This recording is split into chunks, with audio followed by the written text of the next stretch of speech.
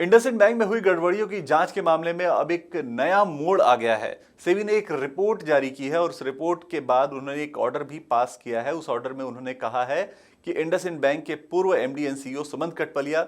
IndusInd bank के पूर्व executive director और डिप्टी सीईओ अरुण खुराना और उनके साथ साथ 3 अन्य लोग यानी कुल 5 एग्जीक्यूटिव्स पर उन्होंने बैन लगा दिया है शेयर मार्केट में शेयर खरीदने और बेचने को लेकर, यानी शेयर मार्केट में वो ट्रेडिंग नहीं कर पाएंगे, इसको लेकर उन्होंने बैन लगा दिया है। इस ऑर्डर में सेबी ने कई इंपॉर्टेंट चीजें और कई ऐसे अहम खुलासे किए हैं जो आपके लिए जानना जरूरी है अगर आप शेयर होल्डर हैं इंडसइंड बैंक के। तो सबसे पहली चीज जो सेबी ने कही है वो ये कहा है कि जो पूर्व सीईओ सुमंत कठपलिया हैं उनको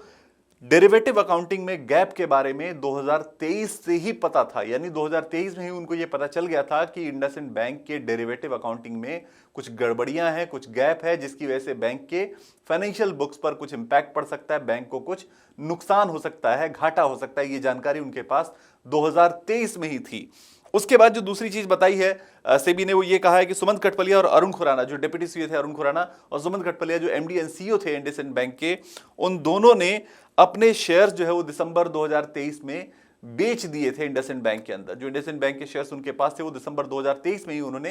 हायर प्राइस पे ही बेच दिए थे। और दूसरी बात यह है कि जो सेबी ने बोला है कि जो अनपब्लिश्ड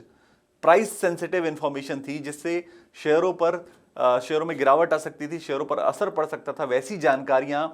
अरुण खुराना और सुमंत कठपलिया के पास पहले से ही थी और उन्होंने दिसंबर 2023 में ही शेयर बेच दिए। इसके बाद जो ऑर्डर के अंदर बताया गया है वो ये बताया गया है कि इंडसइंड बैंक की इंटरनल टीम जो थी उसने मार्च 2024 में 2362 करोड़ के नुकसान का अनुमान जताया था, जबकि केपीएमजी जिसे इंडसइंड बैंक ने जनवरी 2024 में अपॉइंट किया था, उसने अपने एक्सटर्नल ऑडिट के लिए अपॉइंट किया गया था केपीएमजी को, उसने अपने ऑडिट रिपोर्ट में फरवरी 2024 में यह बता दिया था कि 2093 करोड़ का नुकसान होगा बैंक को, इतना असर पड़ सकता है बैंक के अकाउंट पर। सो ओवरऑल ये पूरी जानकारी जो पहले नहीं दी गई थी, ये सारी चीजें सेबी के जांच में निकल कर आई हैं कि इंटरनल जानकारियां सारी पहले से थी टॉप मैनेजमेंट के पास, उन्होंने इस जानकारी को छुपाया और उसके अलावा अपने शेयर्स भी उन्होंने बेच दिए दिसंबर 2023 में ही। सो ये अब नया डेवलपमेंट निकल कर आया है, सेबी के इंटरिम ऑर्डर में नया डेवलपमेंट है और इन 5 लोगों के ऊपर, जिसमें इंडसइंड बैंक के पूर्व एमडी सीईओ,